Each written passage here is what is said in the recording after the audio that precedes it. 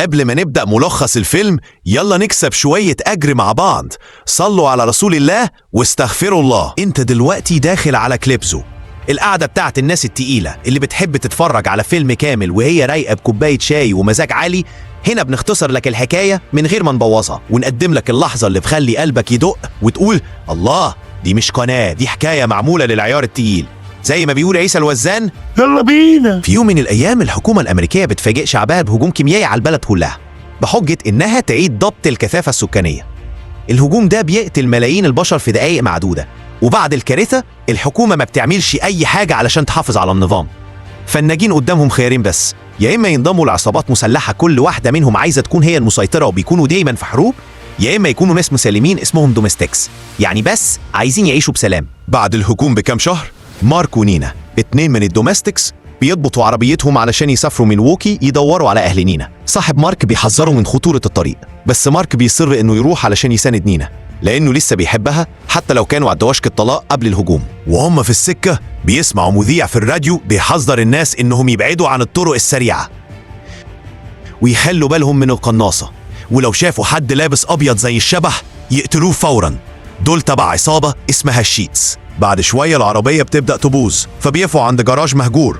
مارك بيشتغل على العربية وفجأة 3 رجالة بيدخلوا الورشة، مش بياخدوا بالهم من مارك ونينا اللي مستخبيين في أوضة تانية.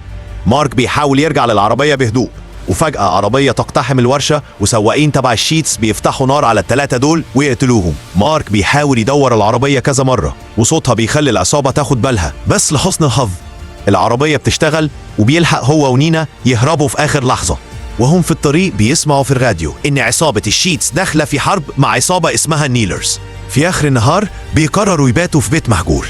نينا بتدور على مؤن، ومارك بيبص على كل الأوض وبيلاقي جثتين في أوضة النوم، واضح من الدم إنهم اتعذبوا قبل ما يموتوا. مارك بيغطيهم كنوع من الرحمة. نينا بتحاول تتواصل مع أمها عن طريق راديو قديم بس مفيش حد بيرد. بالليل مارك بيحدد الطريق على الخريطة من غير ما يعرفوا إن في راجل واقف بره بيراقبهم. آني يوم الصبح الراجل ده هو وصاحبه بيتبهدلوا على إيد مجموعة من النيلرز وبيهددوهم بالمنشار إنهم يقولوا إذا يعرفوا مكان أي ست شايفينها. الراجل بيقول لهم على مكان نينا، بس كده بيقتلوه هو وصاحبه. بعدها على طول مارك ونينا بيسمعوا صوت الموتوسيكلات بتاعت النيلرز جايين ناحية البيت. نينا بتجري وتستخبى وتحط سماعات علشان ما تسمعش اللي هيحصل. النيلرز بيدخلوا البيت ويبدأوا يفتشوا. مارك بيتسلل وبمفك بيقتل واحد منهم من ورا، وبعدين بينط على دين واحد من النيلرز ويتخانق معاه، وفي الآخر بيطعنوا في بطنه وبعدين في عينه وبيموتوا. مارك ونينا بيركبوا العربية ويهربوا من غير ما ياخدوا بالهم إن في حد تاني لسه بيراقبهم. وهم في الطريق بيسمعوا في الراديو إن في واحد من عصابة شيري ماشي في الشوارع وبينقذ الستات وبيقتل أي حد يقف في طريقه. بعد شوية بيلاقوا السوبر ماركت وبيقف ويلموا شوية حاجات، بس فجأة بيظهر لهم راجل مسلح. الخدة ما بتطولش، الراجل بيشيل الماسك وبيسلم على مارك اسمه ناثان وبيقول لهم إنه كان بيراقبهم بس علشان يتأكد إنهم مش خطر. وفجأة يسمعوا صوت عربية جاية فيجروا يتداروا ورا الرفوف. النيلرز بيدخلوا المحل ويدوروا على نينا، لكن أول ما بيقربوا ابن ناثان ستيفن اللي مستخبي ورا الكاونتر بيقتلهم كلهم بالرصاص. بعد ما النيلرز اتقتلوا ناثان يقنع مارك ونينا إنهم ييجوا يدعشوا معاه ومع عيلته. بياخدهم بعربيته النقل اللي بتسحب عربية مارك وبيتحركوا، لكن أول ما بيطلعوا من الباركينج بتوقفهم عصابة اسمها البلو بويز. زعيمهم جيم بيقول إنهم بس بيأمنوا المنطقة لأن سمعوا إن عصابة الجامبلرز بيخوموا هنا في منطقتهم. بس في واحدة ست اسمها بيتسي محبوسة جوه عربية البلو بويز، وجيم بيقول لنينا إن دي هي نفسها شيري اللي حكوا عنها في الراديو. بس في نفس الوقت بيبدأ يبان عليه الخوف على نينا. ستيفن يجهز سلاحه لو الأمور خرجت عن السيطرة، لكن ناثان عنده علاقة كويسة بجيم وبيقدر يقنعه يفتح لهم الطريق. ومحدش بياخد باله إن دين اللي كان مفروض مات لسه عايش وبيراقبهم. بعد كده نينا ومارك بيتعشوا مع ناثان ومراته وولاده. التوتر بين نينا ومارك واضح وهم بيتكلموا عن حياتهم، بس ناثان ومراته عكسهم تماما، بيحبوا بعض وبيرقصوا سوا. بعد العشاء ناثان يقول لمارك إن البرجر اللي أكلوه معمول من لحم بشري. مارك يتقرف ويحس إنه عايز يرجع ويطلب من ناثان ما يقولش حاجة لنينا، ويقرروا يمشوا، بس ناثان بيمنعهم وبيهددهم تهديد صريح. وفجأة دين بيقتحم البيت ومعاه بنت ناثان كرهينة، بيطلب يسلموا له مارك ونينا، وناثان من غير تفكير بيوافق يبدل بنته بيهم. ودين بيرمي البنت ناحية أبوها وساعتها ستيفن يلف من ورا ويمسك سكينة ويقطع كعب رجلين دين. دين بيقع على الأرض والطلقة بيخرج بالغلط وبتسيب زوجة ناثان وتموت. مارك يسحب نينا بسرعة للخارج وستيفن ينقض على دين ويبدأ يطعله بكل وحشية، بينما دين بيحاول يوصل لسلاحه. بره البيت مارك ونينا بيسمعوا صوت شوية رصاص، بس ما بيقفوش، بياخدوا عربية ناثان ويهربوا. وهم راجعين على الطريق نينا بتقول لمارك إنها مش عايزة تكمل السكة معاه، ويبدأوا يتخانقوا بسبب كل اللي بيحصل حوالينهم. عصابة الجامبلرز تشوفهم جايين ويدوروا عجلة الحظ. العجلة توقف عند الجمجمة، وده معناه إن القناص لازم يضرب نار. الرصاصة تصيب نينا في كتفها، فمارك فورا يلف العربية ويرجع على المدينة. في نفس الوقت ناثان بيتصل بجيم ويقول له إنه يقدر ياخد مارك ونينا. جيم يفرح ويروح يدور على رجالة، لكن يلاقيهم كلهم مقتولين. فجأة بيتسي تضربه من وراه بماسورة ويغمى عليه، وبعدها تحرر الستات اللي العصابة كانت خطفاهم، تاخد شوية أسلحة من على الترابيزة وبعدين تسيب المكان بعربية بوليس. بس بعد شوية صوت جين في الشنطة يزعجها، فتوقف العربية وتضربه رصاصة في رجله. وقتها تلاحظ حاجة بتتحرك في الغابة، فبتروح تشوف ايه وتنسى المفاتيح معلقين في شنطة العربية. عن يوم الصبح نينا تصحى في كوخ صغير وكتفها متضمد. مارك مش موجود، بس سايب لها ورقة بيقول فيها انه راح يدور على اكل. بتحاول تخرج من الباب، لكن تلاقي نوت تانية بتقول ان الباب مفخخ، فتخرج من الشباك بدل كده. تلف حوالين المكان وتلاقي عربية في الجراج، فتجري بسرعة تجهز شنطتها علشان تهرب لوحدها. بس تلاقي نوت تانية بتقولها تشغل موسيقى، وكمان نوت بتشدد لها الأغنية المفضلة ليها. وفي آخر نوت مارك بيعتذر لها وبيترجاها ما تتنازلش عن جوازهم. نينا تحس بالذنب وتقرر ما تمشيش وتفضل في الكوخ تلقص على الأغنية وتشرب جامد، وبيتسي بتقف تتفرج عليها وهي بترقص. ولما نينا تاخد بريك بيتسي ترجع للعربية وتخلص على جيم أخيرا. في نفس الوقت مارك بيدخل بيت مهجور ويلاقي 2 مربوطين وأكياس على وشهم، ولما يشيل الأكياس يتفاجئ إنهم ناثان وستيفن. فجأة يطلع مجنون اسمه ويليام من وراه بسلاح ويكبر مارك يرمي سلاحه.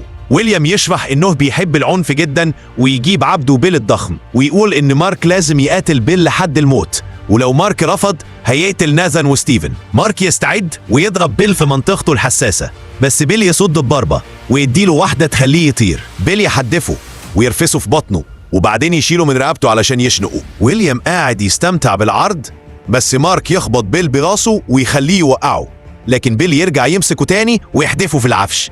بيل حاول يكسر رقبته، فمارك يعضه في دراعه وبيل يرميه على ويليام. دلوقتي مارك يقاتل ويليام على المسدس، وفي وسط الخناقة طلقة تخرج بالغلط وتقتل ويليام. بعد كده مارك يفك ناثان وستيفن وحتى بيل، وكل واحد فيهم يروح لحاله. مارك يرجع على الكوخ ويلاقي نينا نايمة على الكنبة، يشيلها ويحطها في السرير. بعد شوية نينا تصحى وتلاقيه بيتدرب على التصويب، فتطلب منه يعلمها تمسك السلاح. وأثناء التدريب بيتسي تدخل الكوخ من غير ما حد يحس وتلاقي خاتم جواز نينا. بعد ما يخلصوا التدريب نينا تاخد مارك للجراج وتوريه العربية اللي لقيتها، ومارك يفرح قوي لأنها نفس موديل عربيته القديمة. يبدأوا يفتكروا الأيام الحلوة والأمور تسخن بينهم في الكنبة ورا. فجأة الجامبلرز يظهروا لأن دي عربيتهم، يمسكوهم على طول ويدوروا عجلة الحظ. العجلة تقف على الثباتة ورقة الشدة، وده معناه إن مارك ونينا هيتحبسوا في أقفاص وياخدوهم على مقر العصابة اللي عبارة عن موتيل متدمر كله خناقات وسكر. الريسبشن يدون أساميهم، ولما يعرف إنهم متجوزين يبعتهم على جناح اسمه سنيك آيز. هناك واحد من العصابة يبدأ يجمع رهانات ويسيب ايد من كل واحد متربطة في كرسي، والايد التانية يثبتها على مسدس بالمثقاب. يحط رصاصة واحدة في كل مسدس علشان يلعبوا روليت روسي، ويهددهم لو ما ضربوش لما يقول هيزود رصاصتين كمان، ولو عدوا 6 جولات يبقوا احرار ويمشوا. مارك يقول لنينا تضرب من غير تردد، بس نينا تقرر تفاوض المقدم، تطلب يحط 3 رصاصات كمان في مسدس مارك، وفي المقابل يلعبوا بس جولتين مش 6. الراجل يوافق ويحط رصاص ويبدأ اللعب. الجامبلرز يعدوا، الاتنين يضربوا. للأسف رصاصة نينا تطلع وتيجي في كتف مارك. واندا تبدأ خناقة مع واحد من الجامبلرز بسبب الفلوس، والمقدم ينشغل بيهم. نينا تفضل تشد في الرباط لحد ما تفك ايدها وتخطف المسدس من جزمة المقدم، تضربه طلقتين وبعدين تضرب على الترابيزة علشان تفك ايديهم. وهي بتساعد مارك يقوم، توجه المسدس للكل علشان يبعده، ولما المقدم يطلب مساعدة تضربه تاني وتموته خالص. واندا كده عايزه تنتقم بس مفيش حد مسلح في الاوضه، فتقول لهم يسيبوا مارك ونينا دلوقتي. بمجرد ما يطلعوا واندا والباقيين يجروا يدوروا على سلاح. مارك ونينا يدوروه على عربيه شغاله والقناصه على السطوح يشوفوهم، لكن قبل ما يضربوا بيتسي تخلص عليهم. الاتنين يركبوا العربيه ويهربوا، واندا والباقيين يطلعوا يضربوا نار بس كل الرصاص يضيع. واندا تتعصب وتضرب واحد من رجالاتها وتقولهم انهم لازم يطاردوا نينا. بعد كام ساعة مارك يصحى في بيت نينا القديم في ميلواكي. الجيران يقولوا لها ان ابوها مات بسبب مرض وامها انتحرت علشان تكون معاه. يعرفوا ده من جواب كانت سايباه. نينا تقرأ الجواب وبعدين تسأل الجيران ازاي محافظين على حياة هادية كده. يشرحوا لها ان اوقات الجامبلرز بيحاولوا يقتحموا لكنهم عاملين نظام حواجز بعربيات وبيتناوبوا يطلعوا على السطوح كقناصة وحاطين متفجرات في صندوق بريد مربوط بسلك شائك. وهي بتتفرج على كل الفخاخ دي تبقى مبسوطة إنها صادفت فيل صديق قديم للعيلة. وفي نفس الوقت بيتسي توصل وتستهبى في البيت اللي قدام بيت نينا وتفضل تراقب. بعد شوية نينا تشوف فيل بيتكلم في لاسلكي، ولما تحاول تنادي عليه يجري يرجع بيته. نينا تشك فيه وتلف حوالين البيت تتجسس وتكتشف إنه على تواصل مع الجامبلرز، وبالصدفة تشوف بنت صغيرة في الشارع فتجري تشدها وتدخلها البيت قبل ما العصابة توصل بدقايق. نينا تدي مارك مسدس وتوصيه يعمي الطفلة وهي تخرج تهاجم العصابة. الجامبلرز ينزلوا من عربياتهم ويدوروا حوالين البيت، وفجأة نينا تضرب نار وتقتل شوية منهم. الباقيين يستخبوا ورا العربيات ويردوا عليها فتضطر تاخد غطا. بيتسي تستغل الفرصة وتضرب عليهم برشاش وتقتل عدد كبير بسرعة. بما ان العصابة بدأت تركز على بيتسي، نينا تستغل اللحظة بتاعت تعبئة سلاحها. واحد من العصابة يقرب منها من وراه بس قبل ما يضرب مارك يضربه من الشباك. واندا الست بتاعت الموتيل ترفض تستسلم وتفضل تقاتل، فيقوم جار نينا اللي كان فوق السطح يضرب نار هو كمان. بيتسي خلص رصاصها وتضطر تستخبى، ونينا ترمي قنبلة دخان مصنوعة في نص الشارع. جوه البيت واحد من العصابة يفاجئ مارك من ورا ويبدأ يخنقه. مارك يكسر قرن من قناع الراجل ويطعن بيه عينه، وبعدين يرميه على الأرض ويطعنه في صدره ويتأكد إنه جاب القلب المرة دي. نينا تكمل ضرب وبيتسي تكتشف إنها اتصابت. في نفس اللحظة عصابة البلاو بويز توصل علشان تنتقم لجيم، لكن يتورطوا في خناقة مار مع الجامبلرز. العصابتين يضربوا بعض والعربية الكبيرة بتاعتهم تكتسح الحواجز. نينا تستغل الفرصة وتشغل سلك الشوك، وأول ما العربية تلمسه يحصل انفجار ضخم ويفجرها. جار نينا ينزل يخلص على آخر واحد في العصابة بس واندا تقتله فورا. جوه البيت بيتسي توصل لمارك وتديله ختم نينا، بس واندا تدخل وتضرب بيتسي في دماغها وتقتلها. تجهز تضرب مارك لكن نينا تدخل وتخلص عليها قبلها. بما ان كل العصابة خلصت نينا تروح بيت فيل علشان تقتله بس تلاقيه ميت. تتأكد انه تابع العصابة لانه عنده تاتو، وتاخد سلاح ابوها اللي على الترابيزة. وهي خارجة تشوف الطفلة واقفة بتبص على بيت فيل بنظرة غريبة، وتبدأ تشك ان البنت هي اللي قتلته، خصوصا ان في اشاعات على انه في عصابة اطفال. بعد كده نينا تدي مارك سلاح ابوها وهو يلبسها خاتم الجواز تاني. وبعد ما يشفوا من جراحهم الزوجين يخرجوا على الطريق يصطادوا العصابات الباقية ويحموا الابرياء. والمذيع في الراديو يحذر الناس ما تلعبوش مع الزوجين دول. وبكده نكون خلصنا ملخص فيلمنا النهارده، وفضلا وليس امرا لو وصلت لهنا ما تنساش تشترك بالقناة، ومع ملخص جديد وفيلم جديد. سلام.